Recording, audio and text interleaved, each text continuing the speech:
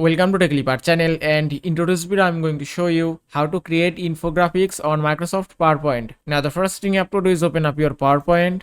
Now from here click on more themes option. Also if you cannot find this option here, just go to home screen again and then click on new option, and that's it. Now here you can find some categories, and at the last you can see infographics option. Then just click here and give it a moment. Make sure that your internet connection is enabled, and that's it. Now here you can find so many kinds of infographics, and you can choose any design or templates as you like. Suppose if you want to create this tech infographic resume, just click here and then click on create option and give it a moment again, and that's it. You can see your infographics has been created successfully. Now from here you can customize anything as you want. You can change this QR code from here, and from here you can change this picture. Also you can customize any kind of text as you want. You can also customize this map and the chart and the graph chart, and that's it. Suppose if you want to change this text, you have to just select it and then type anything as you want, and it's done. And that is how you can create infographics on Microsoft PowerPoint. I hope this video was helpful. If it was, please give it a thumbs up and don't forget to subscribe.